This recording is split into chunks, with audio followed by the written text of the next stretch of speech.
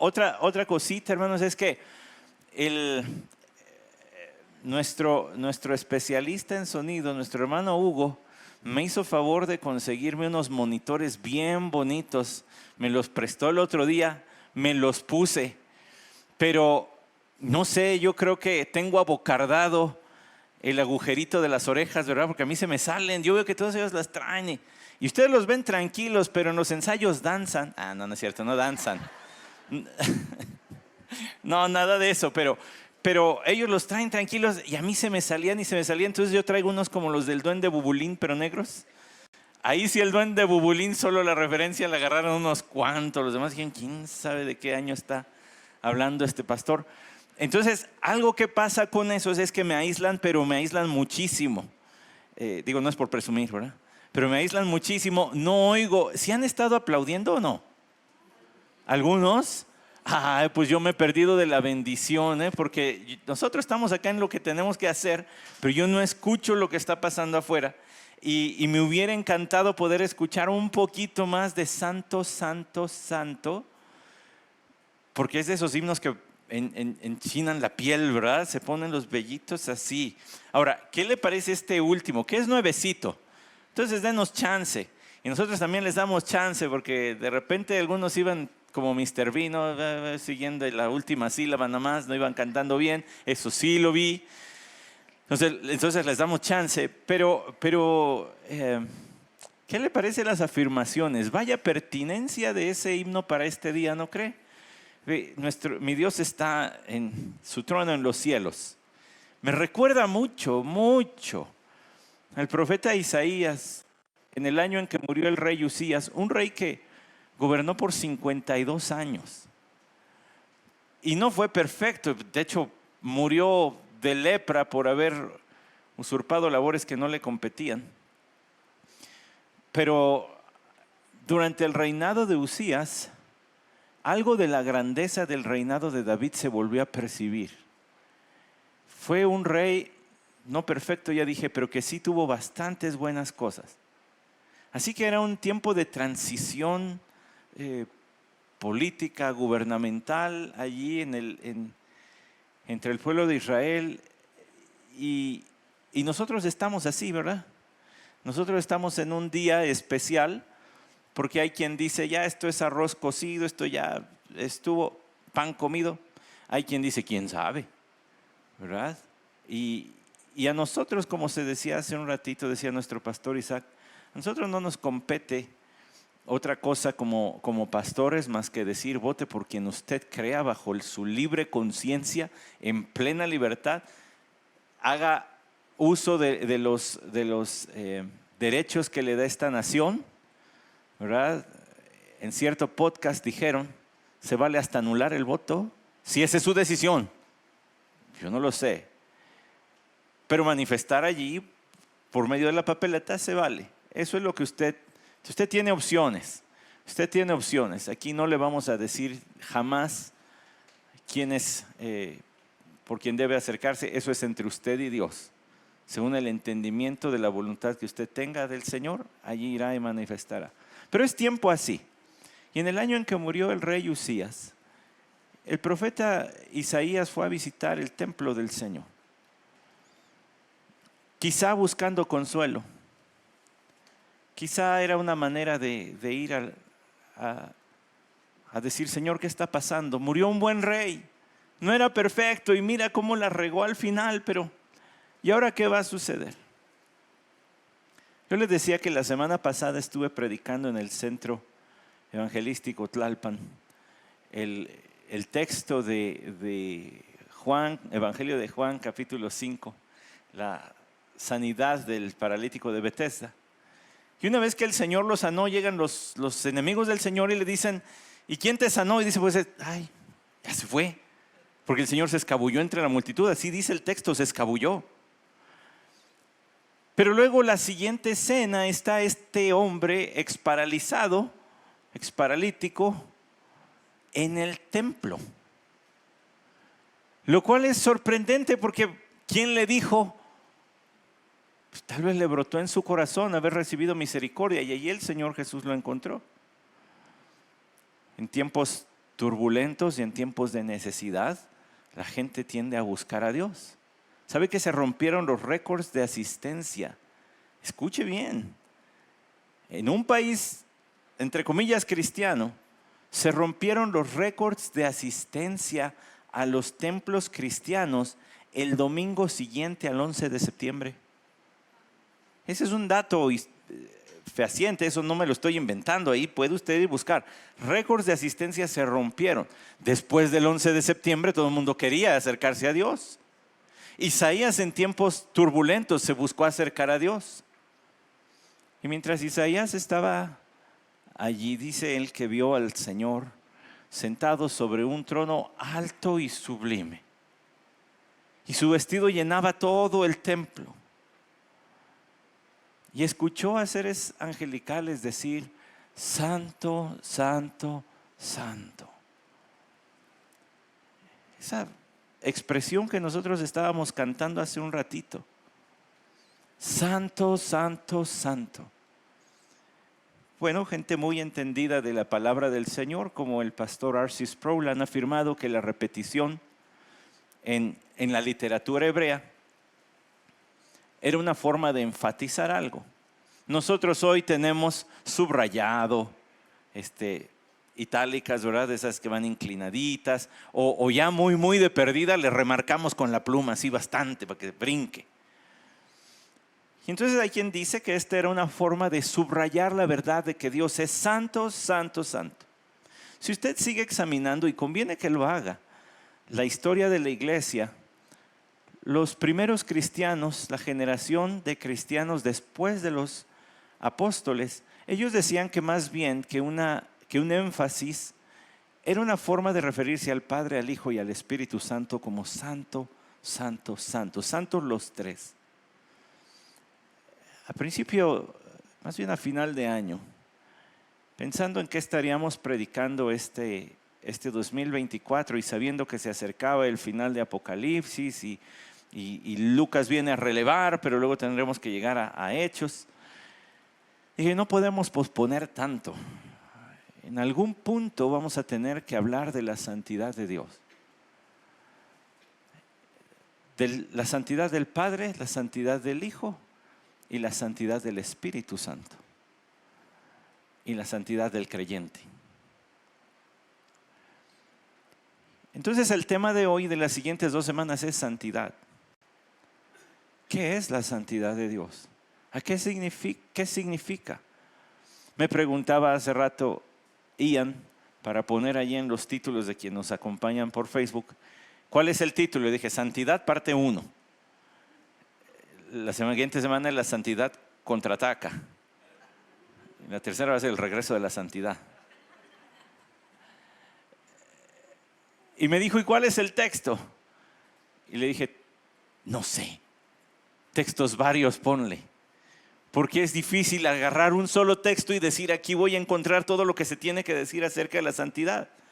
Simple y sencillamente, escuche, el término santo aparece 132 veces en el Antiguo Testamento. Solamente en el Antiguo Testamento y solamente el término santo. Ahora, no todos esos son para referirse a Dios. Me queda claro. Porque también está el lugar santo, ¿verdad? El pueblo santo y muchas otras cosas se llaman santo. Todo lo que estaba consagrado al servicio del Señor era llamado santo. Sin embargo, además de eso, en la Escritura nosotros encontramos muchas otras referencias a la santidad de Dios sin siquiera hacer uso de la palabra santo. Por ejemplo, en Génesis 17:1, el Señor le dijo a Abraham, anda delante de mí y sé perfecto. ¿No le parece fascinante? La implicación es que para andar delante de mí tú tienes que ser santo, tienes que ser perfecto, lo cual quiere decir que Dios es perfecto, porque está demandando eso. Ahora, se brinca usted un buen trozo de la Biblia y llega a Mateo capítulo 5 y ¿qué dijo el Señor? Vosotros seréis perfectos porque vuestro Padre que está en los cielos es perfecto. ¿Habrá pasado por la mente del Señor Génesis 17:1? Quizá. Hay otras maneras en el Antiguo Testamento de referirse a la santidad de nuestro Dios. Por ejemplo, usted recordará al profeta Habacuc. Habacuc, capítulo 1, versículo 13, dice: muy limpios son tus ojos para mirar el mal, y no puedes contemplar la opresión. Ese es Habacuc 1:13. Entonces, aunque no utiliza la palabra santo, la santidad de Dios sí está implícita allí. Que Él es santo está por toda la Escritura. La propia santidad de Dios demandó que el hombre saliera del huerto del Edén tras haber pecado y desobedecido la orden del Señor: no comerás de este árbol. De todos puedes comer menos de este. Es su santidad lo que lo demandó fuera de ese lugar. Así que antes de seguir más adelante, permítame pedir la dirección de nuestro Dios para revisar juntos un tema tan vasto y tan importante. Señor y Dios nuestro, eres santo, santo, santo. Toda la tierra está llena de tu gloria.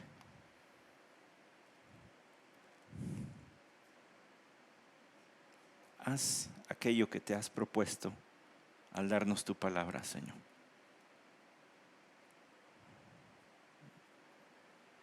Encuentra tierra buena, dispuesta para ti. Amén.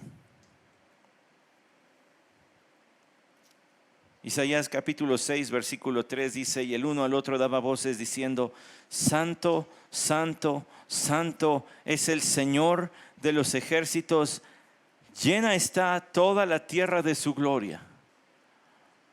La relación entre santidad y gloria es ineludible.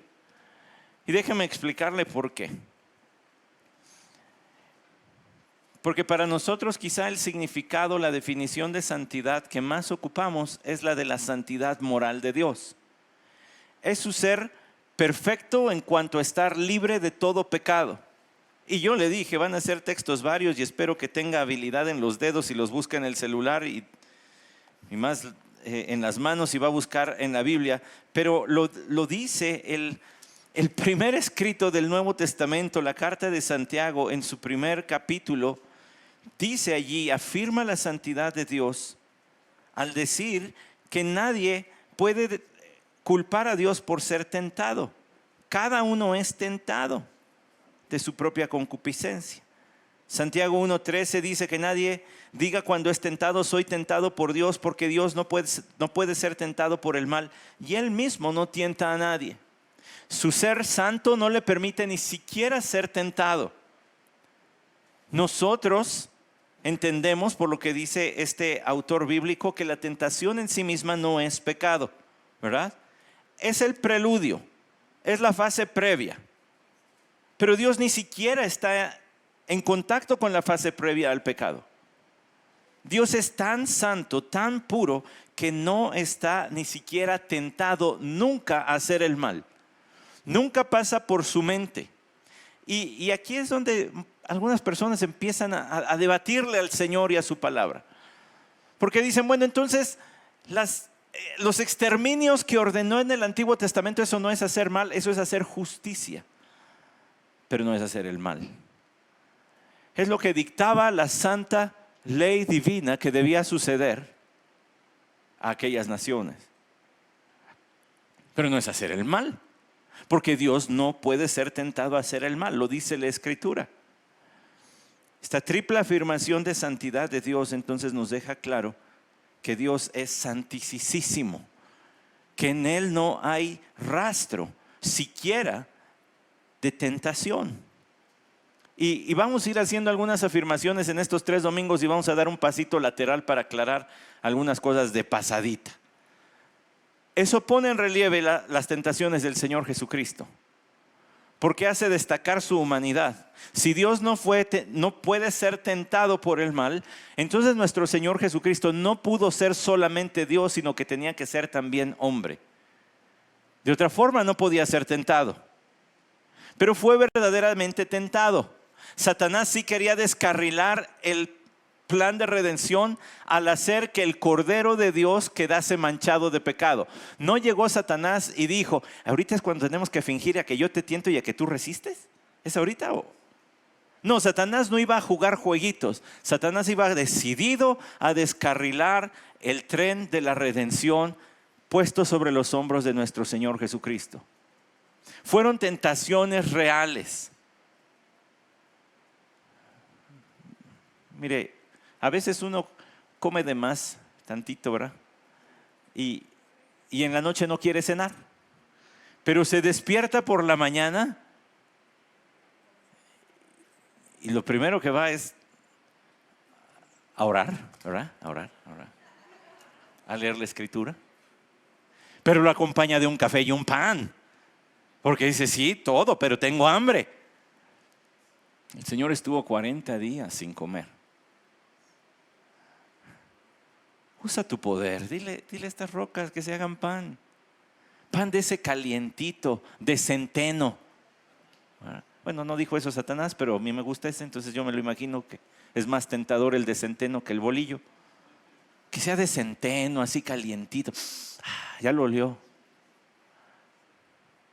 Eran verdaderas tentaciones. Entonces, la humanidad de nuestro Señor Jesucristo es totalmente real. Regrésese acá. Porque estamos hablando de que Dios no puede ser tentado siquiera. Él es tan puro, tan santo, que ni siquiera coquetea con el pecado. Está apartado de él. La pureza de la santidad de nuestro Señor es algo que desconcertó, como leía al profeta Habacuc, porque Habacuc llevaba un mensaje de juicio, un mensaje de destrucción. Y para él, el que Dios le hubiese dado a anunciar la conquista por parte de los caldeos, los babilonios pues, era desconcertante. Señor Dios, ¿cómo vas a utilizar como tu instrumento para traer justicia y castigar a tu pueblo, a una nación que parece ser peor que nosotros? ¿Cómo es posible que vayas a hacer eso? Mire, regrésese a Habacuc, capítulo 1. Yo leí la primera parte del versículo 13, pero la segunda es también muy ilustradora. Muy limpios son tus ojos para mirar el mal, y no puedes contemplar la opresión. ¿Por qué miras con agrado a los que proceden pérfidamente y callas cuando el impío traga al que es más justo que él? No somos peores que ellos seguramente. ¿Por qué los vas a usar con ellos?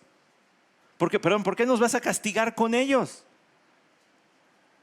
Tú eres demasiado santo. ¿Cómo utilizas instrumentos impíos para llevar a cabo tus planes? Yo no sé si los apóstoles tenían esa pregunta de Habacuc. Yo no sé si cuando Pedro llegó al cielo le dijo: Abba, ven, tengo algo que explicarte, mano. No sé.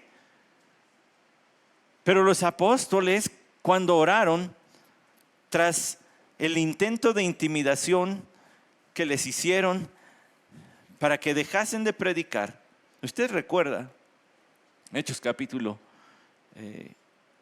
los primeros capítulos, pero quiero ir específicamente al capítulo 4. Usted recuerda eso. Por cierto, hermanos, yo ya les llevo ventaja. Yo ya voy en la vuelta no sé cuál de Hechos. Espero que usted se lo ponga a leer, porque por ahí de octubre empezamos. Entonces váyale entrando a Hechos de una vez.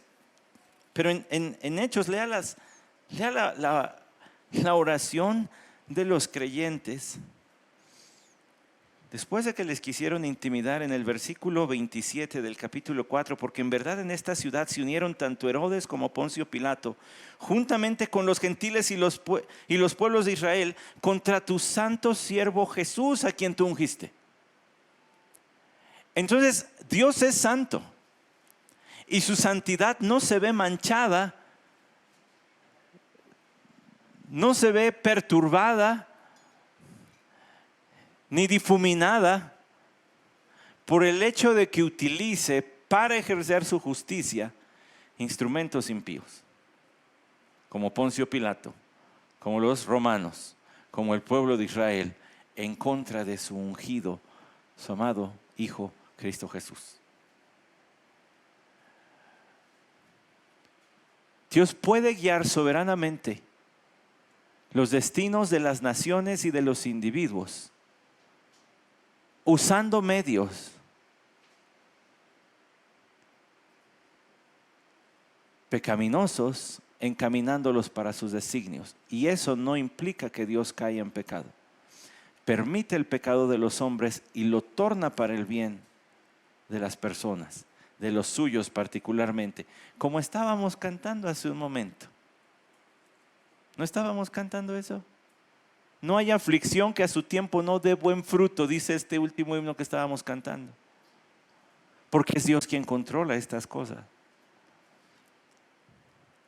La pureza de nuestro Señor está simbolizada de muchas maneras. Usted recuerda en el libro del Éxodo que Moisés y los ancianos de Israel subieron a reunirse con el Señor y delante de Él vieron una especie de mar, un piso cristalino que para ellos fue deslumbrante y fue intimidante, pero este es el lugar de la habitación de Dios. Así vive el Señor entre pura santidad. No hay rastro de pecado cerca de Él. No hay nada que perturbe su ser santo. Esta es la definición más común que entendemos de santidad, ¿cierto? El que Dios está libre de pecado. Y le voy a decir por qué es la definición que comúnmente la relacionamos con la santidad de Dios, porque es pues la que aplica para nosotros.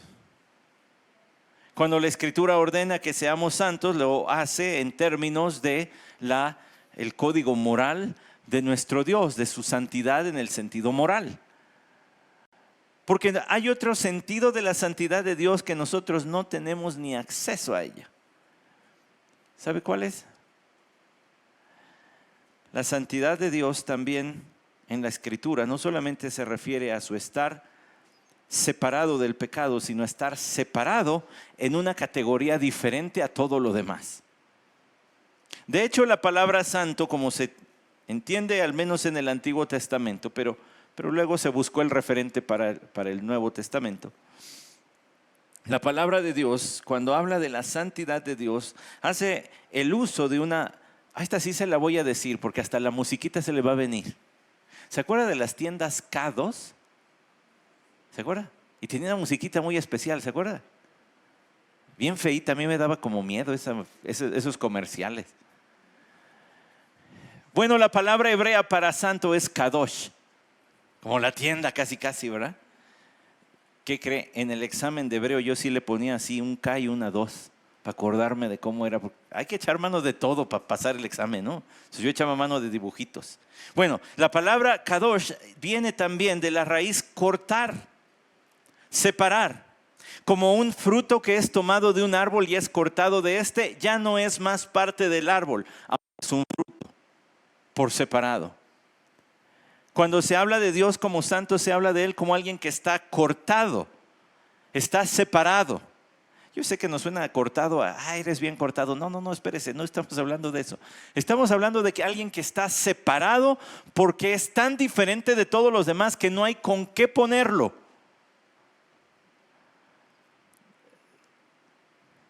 Si fuera un color y tuviese el color amarillo, todo lo demás sería azul, no encontraríamos dónde ponerlo. Si fuese blanco, todo lo demás sería negro. Si fuese una cosa, no encontraríamos con qué combinarlo. Dios está separado de todo y de todos. En ese sentido, es lo que los teólogos le llaman la trascendencia de Dios. Él está más allá de su creación. No hay nada con lo que se le pueda asemejar, no hay nada con lo que se le pueda comparar, no hay nada con lo que se le pueda representar, no hay nada con lo que se le pueda combinar, porque su santidad es la suma de todas sus virtudes.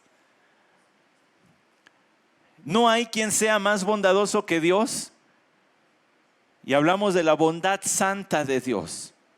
No hay quien sea más misericordioso que Dios, y hablamos de la santa misericordia de Dios. Es decir, todos sus atributos funcionan de acuerdo con su santidad. La santidad de Dios es lo que acompaña cada uno de sus atributos, incluso su ira. Hablamos de su santa ira o ira santa. Por tanto, cuando nos acercamos al tema de la santidad de Dios, hermanos, nos estamos acercando a algo que en plenitud no vamos a comprender jamás.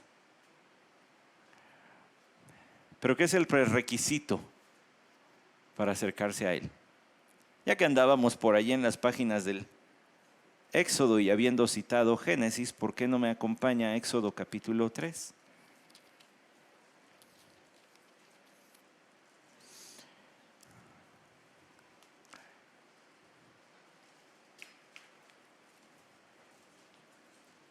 En Éxodo capítulo 3, un texto que hace mucho tiempo consideramos, pero que podríamos otra vez darle una pasadita.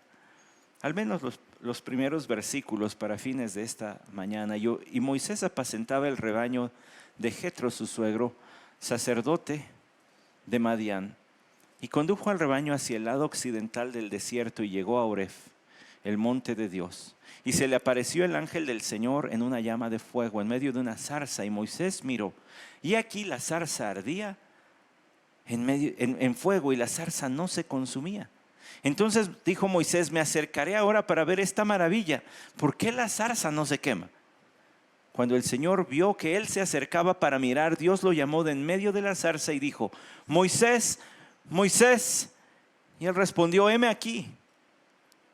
Entonces él dijo: no te acerques aquí, quítate las sandalias de los pies, porque el lugar donde estás parado es tierra santa. Es la presencia santificadora de Dios lo que Moisés experimentó allí. Ese pedazo de tierra no era santo, lo que lo hacía santo era la propia presencia del Dios 3 veces santo. Y a Moisés se le dice: retírate las sandalias de los pies. ¿Por qué las sandalias? ¿Se ha puesto a pensar? ¿Por qué las sandalias? ¿Por qué no le dijo: cúbrete el rostro? Hubiera sido también en cierta forma apropiado, ¿verdad? O tírate al piso cara abajo, o de rodillas pero con la frente en el piso.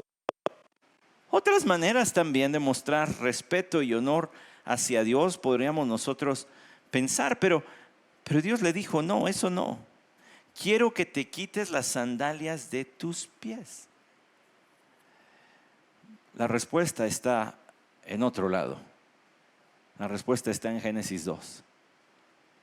Y tomó Dios un poco de la tierra y formó al hombre, y luego sopló aliento de vida, y fue el hombre un ser viviente.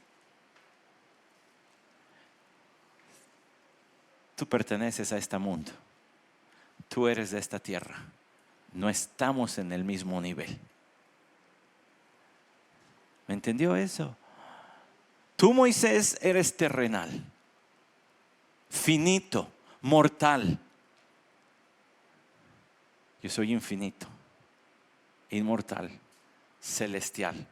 No estamos en el mismo nivel. Tú eres terrenal.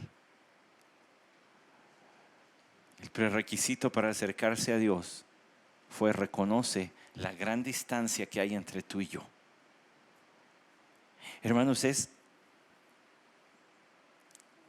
estremecedor cuando uno empieza a pensar en Dios en términos de su santidad trascendente.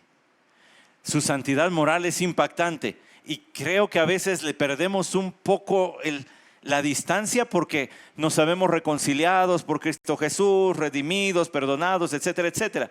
Pero cuando traemos a colación la otra parte de la santidad de Dios, entonces empieza a tomar la dimensión verdadera de con qué ser estoy tratando. ¿Con qué ser me estoy relacionando por la fe? Escapa de mi mente, de mi imaginación. Nada en la creación lo puede representar porque Él es superior a la creación. Nada en la creación lo puede imitar. No se le puede igualar, no se le puede mezclar. Él está fuera de, está apartado de. inmiscuido por su providencia en todos y cada uno de los detalles del hacer diario y del vivir y acontecer, pero separado porque es superior. ¿Ya lo tengo bien mareado? Pues todavía me falta. Más adelante en el mismo libro del Éxodo, y al ratito vamos a más o menos cerrar por este mismo camino. El Señor le dijo en el capítulo 19 de Éxodo, esta es la preparación para recibir la ley divina.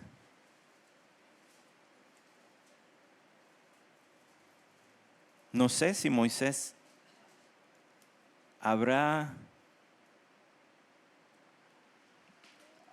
tenido un recuerdo de la primera ocasión que se encontró con el Señor en la zarza, cuando en el capítulo 19, versículo 19, el Señor le dijo: el sonido de trompeta aumentaba más y más, Moisés hablaba y Dios le respondía con el trueno. Y el Señor descendió al monte Sinaí, la cumbre del monte, y llamó al Señor a Moisés a la cumbre del monte, y Moisés subió, y el Señor dijo a Moisés: desciende, advierte al pueblo que no sea que traspasen los límites para ver al Señor y perezcan muchos de ellos. También que se santifiquen los sacerdotes que se acercan al Señor, no sea que el Señor irrumpa contra ellos.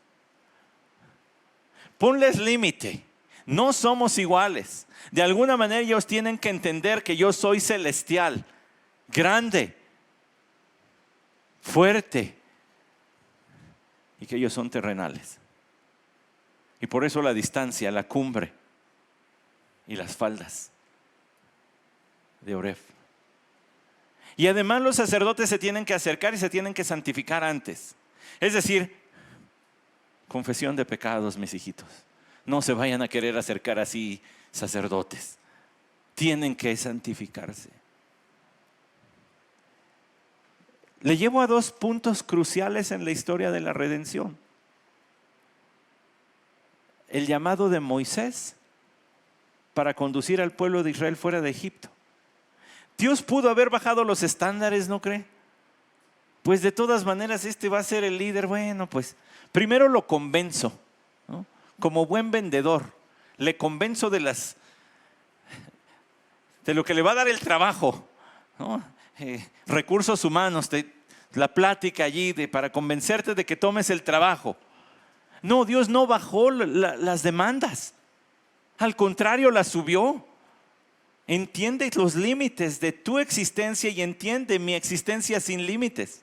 Y al pueblo le hizo exactamente lo mismo. Y es otro momento trascendente. La ley divina está a punto de ser entregada. Esto lo recuerda Pablo cuando dice: porque antes de Moisés ya había pecado, y se refiere a esto, a la entrega de la ley. Este es un punto grande en la historia de la redención, y Dios no baja los estándares, las exigencias, diciendo: bueno, pues ahorita como vamos empezando en lo que nos agarramos la onda, se las paso. Ya luego le vemos cómo lo arreglamos. No, desde el inicio dice: las cosas son así. Es el requisito. Otro punto importante en la historia de la redención lo encuentra en el libro de Josué. No tiene mucho que predique de esto, pero nada más como un refresquito.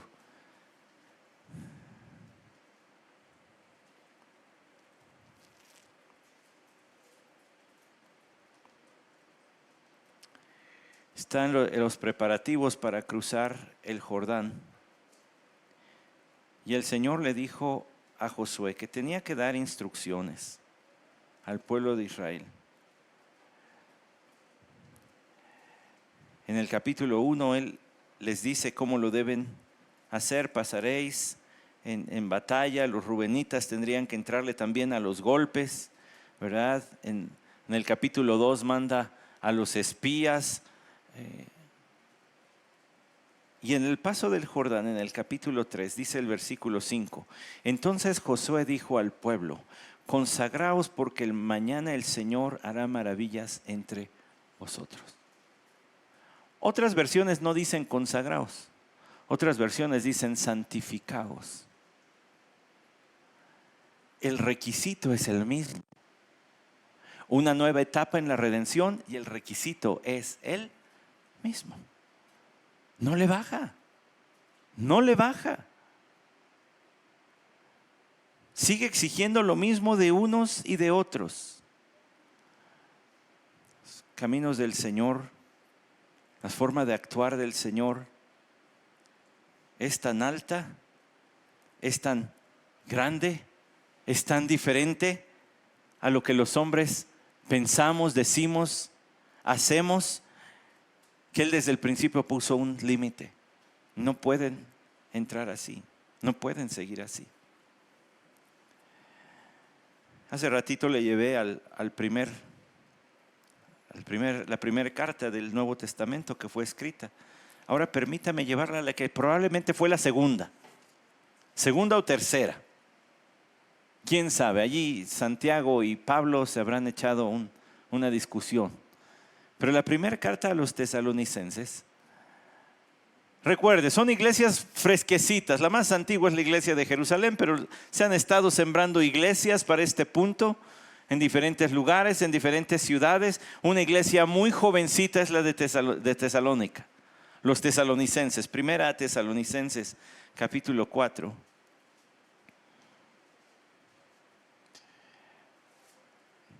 Pablo les escribe diciendo en un tono de ruego: por lo demás, hermanos, os rogamos pues y exhortamos en el Señor, pero en el Señor Jesús, que como habéis recibido de nosotros instrucciones a la manera de cómo debéis andar y agradar a Dios, como de hecho ya andáis, así abundéis en ello más y más. Pues sabéis qué preceptos os dimos por autoridad del Señor, porque esta es la voluntad de Dios, vuestra santificación. ¿Le quedó claro? Esta es la voluntad de Dios, vuestra santificación. En todo lo que hagas, en todo lo que emprendas, en toda decisión que tomes, debes buscar lo que te santifica. Ahora, en un sentido diferente al del Señor. Otra vez voy a dar un pasito al lado. Quédese aquí. No se vaya a ningún lado, como le decimos los papás a los niños. Espérame aquí, no te vayas a ningún lado. Voy aquí al otro pasillo a agarrar lo que sea y regreso. Quédese aquí, no se vaya. Pero le voy a poner un ejemplito de lo que estoy diciendo. Cómo la santidad de nuestro Señor es diferente y sin embargo Él nos exige que seamos santos. Ya hablamos de la santidad de Dios como su pureza moral y su trascendencia. Él es superior. ¿Quién como tú, oh Señor? Preguntan una y otra vez los profetas y los salmos dicen: ¿quién como tú? No encontramos nada que pueda compararse, hacerse referencia, hacerle justicia al tratar de representarte. Por eso prohibió hacerse imágenes. Él no puede ser representado de ninguna manera. Y encontramos al Hijo de Dios, que se llama Emmanuel, Dios con nosotros.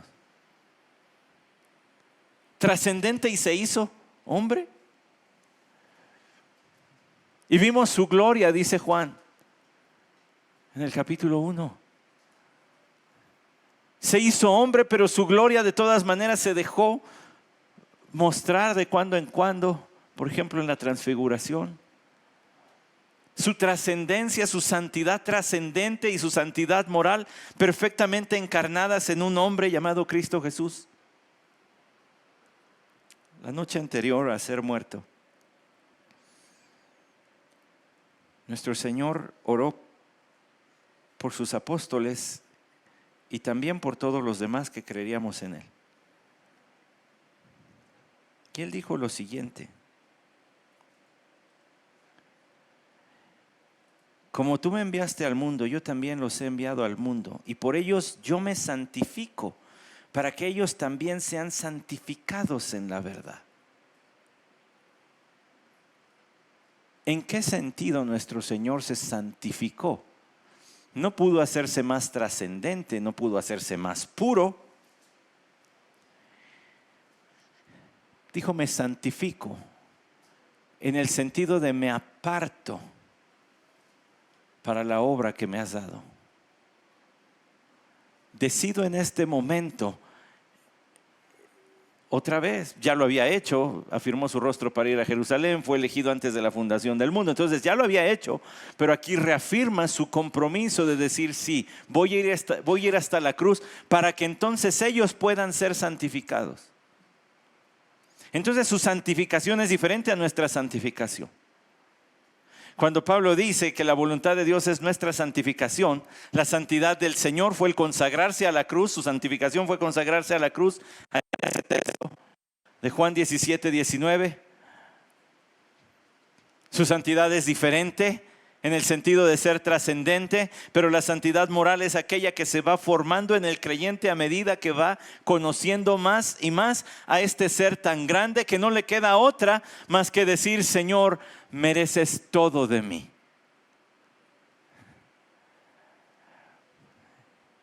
¿Ya lo mareé? El otro día veníamos en el avión y sí marea tantito, ¿verdad? Cuando pasas por las nubes y va dando vuelta y pasa por nubes se pone peor, pero luego aterrizó y ya dice uno: ay, ya. Y bajas como el Papa, besando el piso.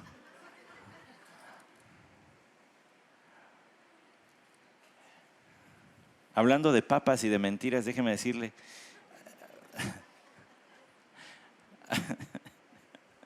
quedó, se le hace. A mí no me gusta traer bultos en las bolsas. Mi esposa se ríe porque yo cuando llego a casa de todos ustedes, lo primero que hago es sacarme todo de las bolsas.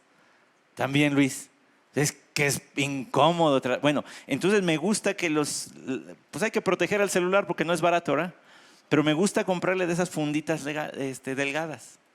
El otro día compré una y no me llegó una que ni le queda, así chiquitita. Y uno dice: pues yo pagué por la otra, ¿verdad?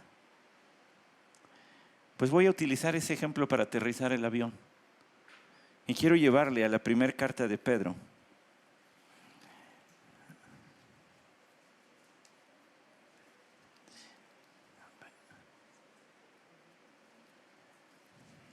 Al capítulo 1.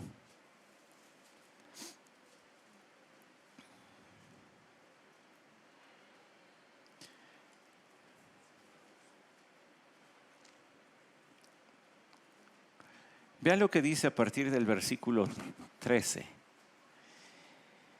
Otra vez. Y luego voy a referirme a algo que no he hablado yo. Por tanto, ceñid vuestro entendimiento para la acción, sed sobrios en espíritu, poned vuestra esperanza completamente en la gracia que se os traerá en la revelación de Jesucristo. Como hijos obedientes, no os conforméis a los deseos que antes teníais en vuestra ignorancia, sino que como aquel que os llamó es santo, así también sed vosotros santos en toda vuestra manera de vivir, porque escrito está: sed santos porque yo soy santo. Y si invocáis como Padre a aquel que imparcialmente juzga la obra de cada uno, conducíos en temor durante el tiempo de vuestra peregrinación, sabiendo que no fuisteis redimidos de vuestra vana manera de vivir, heredada de vuestros padres, con cosas perecederas como oro o plata, sino con sangre preciosa como de un cordero, sin tacha y sin mancha, la sangre de Cristo. Porque Él estaba preparado desde antes de la fundación del mundo, pero se ha manifestado en estos últimos tiempos por amor a vosotros, que por medio de Él sois creyentes en Dios, que le resucitó de entre los muertos y le dio gloria, de manera que vuestra fe y esperanza sean en Dios.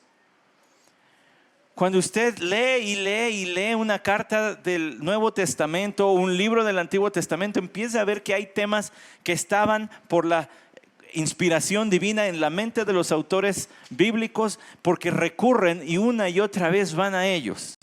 Una y otra vez. Este asunto de vivir una vida que agrada al Señor lo vimos a través del capítulo 4 hace algunas semanas, pero ahorita les llevé al capítulo 1, el cual también mencionamos hace algunas semanas como referencia, pero hoy quiero específicamente hablar de algunas cosas que están aquí y me voy a centrar para finalizar solamente en una frase, en una parte del versículo 18. A creyentes que estaban siendo masacrados, y nosotros estuvimos hace 15 días con hermanos que están siendo perseguidos. Y uno de los cultos, hermanos, más emotivos, más bellos que he estado en toda mi vida fue ese. Escuchar hombres, mujeres y niños cantando firmes y adelante, después de que los corrieron de su casa, que salieron prácticamente con lo que traían puesto, que los tienen viviendo bajo un techo como este, pero en un lugar mucho más grande porque es una cancha de básquetbol, con el calor que ha hecho este año, y que tienen que estar soportando eso por su fe en Cristo Jesús. Es como si Pedro fuera su pastor y les escribiera a ellos, a los expatriados, a los que tuvieron que dejar su hogar. Esta es una carta para creyentes sufrientes. Y Pedro les consuela por medio de recordarles la salvación, pero no baja la norma. No dice, bueno, y ahorita que están siendo perseguidos, pues llévensela más ligera, ¿no? Un cristianismo light. Tranquilito, porque pues están sufriendo los hermanos, hay que llevarla. No, les dice a la misma, cristianos sean santos. No se conformen a los deseos que tenían en su ignorancia. ¿En la ignorancia de quién? ¿O de qué? Bueno, ese término ignorante debe estar apuntando al tiempo cuando no eran creyentes, entonces a la ignorancia del evangelio, por supuesto. A la ignorancia de la doctrina bíblica, por supuesto. Pero también a la ignorancia de Dios como persona. Cuando ustedes no conocían a Dios. No se conformen a esos deseos, sino como aquel que os llamó es santo, así también sed vosotros santos en toda vuestra manera de vivir. 5 veces en el libro de Levítico se dice, sed santos porque yo soy santo. 5 veces. Con razón es el primer libro que le enseñaban los judíos a sus hijos. No sacaban el flanelógrafo con su elefantito y el caballito.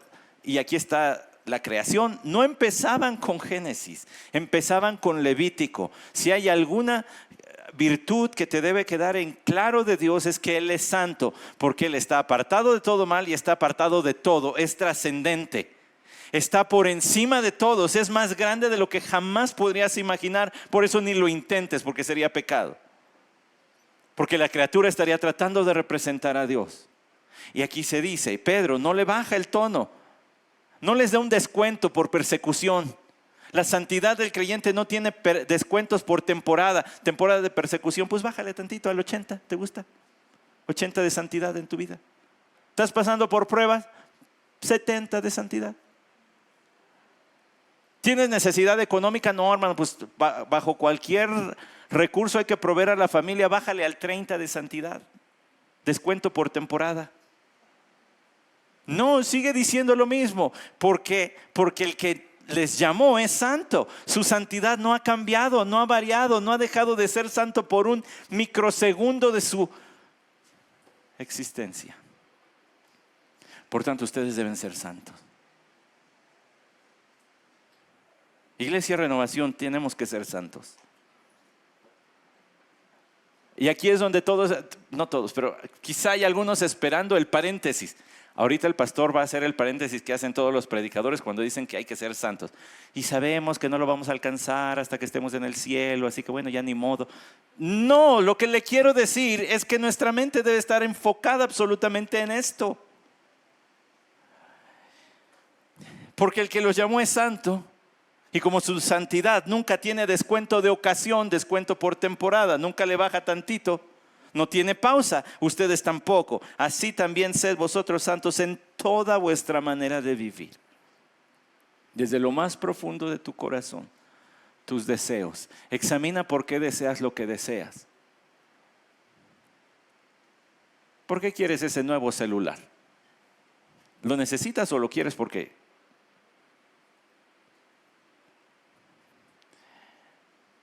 ¿Por qué quieres esto? Cosas que no son necesariamente malas, hermano. Los motivos por los que a veces deseamos ciertas cosas sí pueden ser malos, pueden ser pecaminosos. ¿Por qué tratas así a las personas? A tu esposa, a tu esposo, al vecino, al mesero, al cajero, al chofer del camión, al chofer del microbús, al valet parking, a la secretaria, al asistente, al jefe, a tus subordinados. Sed santos en toda vuestra manera de vivir. El problema, hermanos, es que pensamos que ser santo es que nos vamos a vivir como en una burbuja. No, usted va a seguir teniendo los problemas que tiene hoy, pero va a buscar las maneras santas de enfrentarlos. Y además dijo Pedro, porque escrito está, sed santos porque yo soy santo. Muy probablemente tomado de allá de de Levítico directamente. Y si invocáis por Padre aquel que imparcialmente juzga según la obra de cada uno, conducíos en temor todo el tiempo de vuestra peregrinación. Ahora, Pedro no está dando un segundo mandato. Pedro dijo, sed santos. Y esto de andar con temor es el equivalente, pero dicho de otra manera. Es ese temor, inhibición que da el ofender al Señor. No te quiero ofender, Señor. No te quiero ofender. Y eso me lleva a conducirme de cierta manera, a vivir de cierta forma. El Señor dijo que no había que temer a los hombres, que solamente pueden destruir el cuerpo, sino que hay que temer ¿a quién? Al que puede destruir el cuerpo y el alma en el infierno. O sea que hay una forma de temor que no es pecaminosa. No es la forma de temor de Adán y Eva que se fueron a esconder de Dios. Ese es el horror de saberte descubierto por el pecado. El temor del que se habla aquí es esta buena disposición del creyente de ser agradable a Dios en todo. Pero escuche, sabiendo que no fuisteis redimidos de vuestra vana manera de vivir, heredada de vuestros padres con cosas perecederas como oro o plata. Quizá para este punto usted dice, ya lo he leído. Ya sé más o menos por dónde va a aterrizar el avión. Pues eso quiere decir que tiene 2,30 para hacerme todavía más caso. Fuisteis redimidos. ¿Qué es redimir? Comprar. ¿De qué? ¿Del diablo? ¿De la ansiedad? ¿De la depresión? ¿De la culpa? De vuestra vana manera de vivir. Aquí póngale abajo, creados en Cristo Jesús para buenas obras, las cuales Él puso de antemano. Y ahora déjeme decirle qué quiere decir esta frasecita. Redimidos de vuestra vana manera de vivir. Quiere decir que Dios efectivamente pagó por un pueblo que viva de manera santa. Que Él pagó por tu buena manera de vivir. Aquí dice, de vuestra, ¿qué? Mala manera de vivir, vana manera de vivir. Dios compró tu buena manera de vivir. Pagó un precio por tu buena manera de vivir. Tus acciones ya fueron compradas, tus acciones en Cristo ya fueron pagadas por Cristo Jesús. No compró tu alma para ponerla en un frasco y decir, bueno, pues en este mundo tendréis aflicción, órale, pero vas a llegar al cielo. Raspado y todo, pero vas a llegar al cielo. No, Dios compró tu buena manera de vivir haciendo buenas obras. Cristo Jesús pagó para que tú vivas, para que yo viva de una manera santa. ¿Se acuerdan de la funda de mi teléfono? Cuando pagas y no obtienes lo que quieres, reclamas. Y lo regresas. Y dices, yo no pagué por eso. Jesús pagó por tu buena manera de vivir. Hizo el pago de las buenas obras en las que tú debes andar. Conquistó los méritos y toda bendición espiritual para depositarlas en ti, de modo que tu ser sea inundado por todos los anhelos y deseos de agradarle y todas las maneras mentales de tomar buenas decisiones que honren al Señor a través de lo que dice su palabra. Él ya pagó por todo eso. Si no lo estás haciendo, es tu problema y no de Él. Si el cristiano vive una vida mediocre en el espíritu, arrastrando la cobija para leer la Biblia, con oraciones de 15 segundos, porque ya se me hizo bien lejos esto, con una devoción que más bien parece funeral su vida, que vida eterna, que ríos de agua viva. Entonces el problema está en ti, no en Él, porque Él ya pagó. ¿Se han fijado que por allí de la última semana de enero y la primera de febrero hay muy malos aguacates? ¿Y sabe por qué es? Yo sí sé. Porque se exportan a los Estados Unidos, porque es la semana del juego más importante del fútbol americano, y se consume muchísimo, más que en todo el año se consume aguacate. Por eso aquí vamos y pues tan re feos, parecen piedra unos, otros ya están aguados, ¿cierto o no? Y se los dice un aguacatero de profesión, tanto así que estoy empezando a tomar forma de aguacate ya. No se aprecian las carcajadas, hermanos, perdón. No es cierto. Pero vas y dices, quiero un guacamole. Pues es lo que hay. ¿Por qué el Hijo de Dios, quien entregó su vida por usted y por mí, por qué tendría que ver? Deje de voltear a ver otras iglesias, deje de voltear a ver que el falso maestro no sé qué, vea Renovación. ¿Por qué tendría el Hijo de Dios que ver a Renovación y decir, pues es lo que hay? Me toca hacer guacamole, pues con lo que hay. Pagué por otra cosa, pero esto me llegó. ¿Por qué el Hijo de Dios tendría que ver a nuestra iglesia? ¿Por qué el Hijo de Dios tendría que ver tu vida y decir, es lo que hay? Voy a tener que trabajar con esto porque es lo que hay. Cuando Él pagó por otra cosa.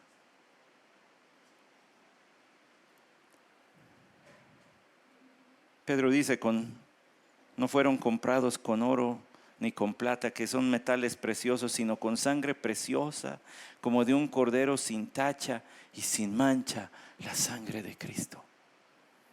¿Sabe quién otro escribió al respecto? El escritor de Hebreos. En Hebreos capítulo 10 habló de esto.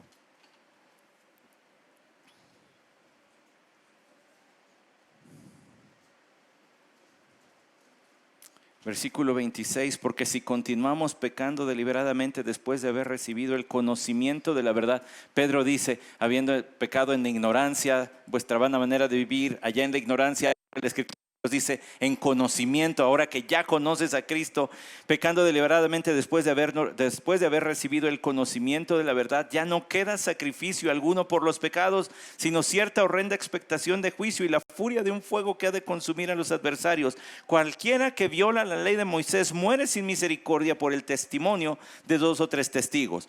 ¿Cuánto mayor castigo pensáis que merecerá el que ha hollado bajo sus pies al Hijo de Dios y ha tenido por inmunda la sangre del pacto por la cual fue santificado y ha ultrajado el Espíritu de gracia? O sea, mi hermano, pa' pronto. Lo que dice el autor de los Hebreos es que cuando tú pecas, pecas en contra del conocimiento que ya tienes, del Evangelio. Pecas en contra de cada predicación que has escuchado en tu vida. Pecas en contra de cada estudio, de cada curso, de cada lectura que has realizado. Porque ya sabes, estás menospreciando toda la exposición a la verdad divina a la que has recibido. Cada que pecas, pecas contra todo el conocimiento que tienes de Dios. A sabiendas del conocimiento que tienes de Dios. Cuando pecas, desprecias, dice allí, pisoteas a Cristo Jesús. Cuando tú y yo pecamos, pecamos en contra de todo el conocimiento y pecamos en contra de Cristo Jesús, a sabiendas de lo que Él hizo. Cuando tú y yo pecamos, despreciamos la sangre del pacto eterno, la sangre de Cristo Jesús, la tenemos por inmunda, por cosa aborrecible. Cuando tú y yo pecamos en contra del Espíritu de gracia que está en nosotros diciendo no, no, no, no.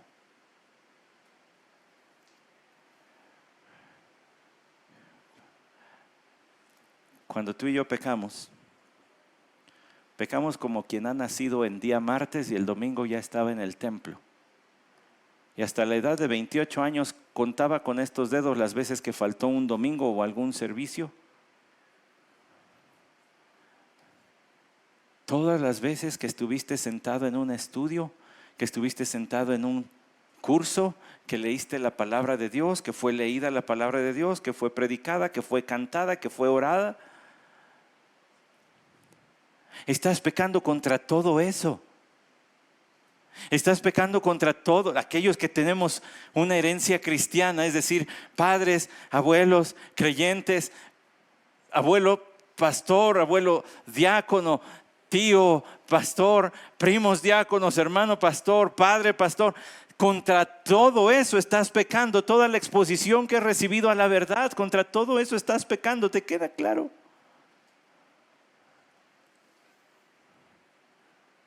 Y entonces el Señor voltea a ver y dice, pues es lo que hay.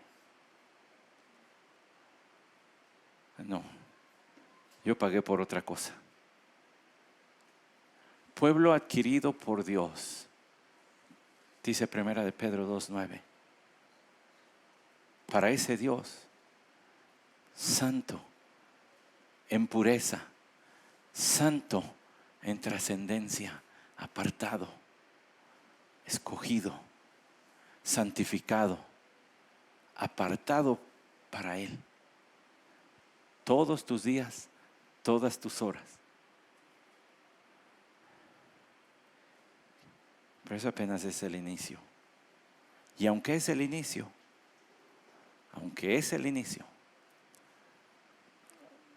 más vale que respondamos en confesión, en arrepentimiento, en entrega.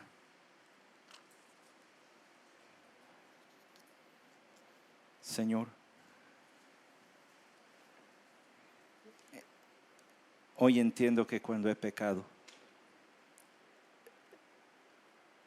contra toda la exposición de tu palabra bajo la que he estado. Todas las clases infantiles, todos los estudios, los temas en los grupos de jóvenes. He pecado contra tu mandato, a sabiendas lo que dice tu escritura. Todas las veces que yo he estudiado, he leído, incluso he predicado. He pecado contra la santa intercesión de tu Hijo Jesucristo, quien en momentos de tentación ha estado orando por mí y aún así pequé.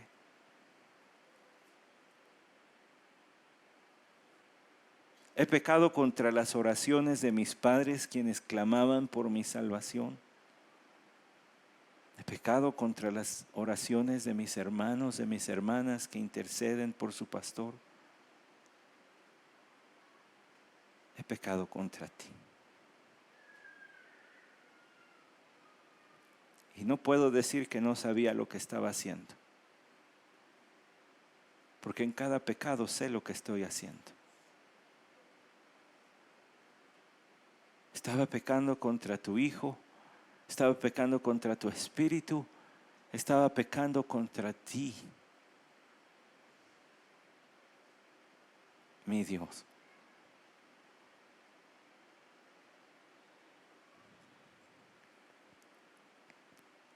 Tú me llamaste a ser santo. Y eso quiero ser. Pero no puedo ser sin tu Santo Espíritu.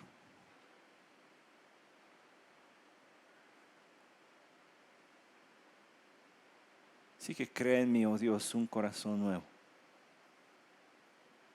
Renueva en mí un espíritu dócil, sensible, obediente.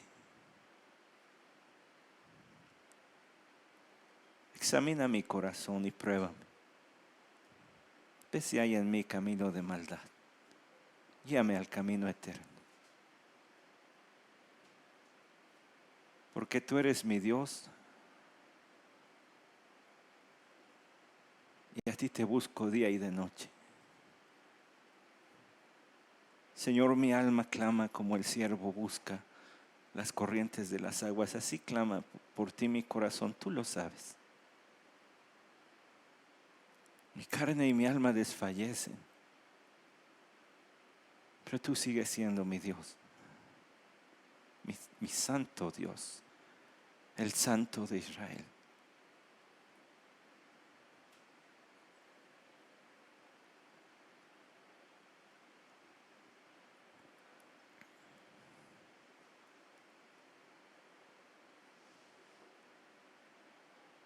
Condúcenos, Señor, en el camino de la santidad y permite que allí habitemos, que tu santidad permee cada área de nuestra vida. No más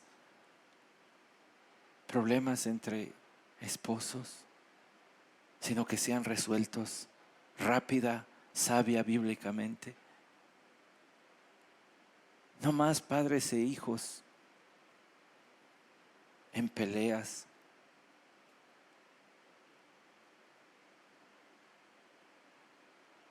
No más tentaciones a las pasiones juveniles. No más egos, contiendas, palabrerías, iras, distanciamientos. Santifica a tu pueblo renovado, para que tú hagas grandes cosas el día de mañana también. Amén.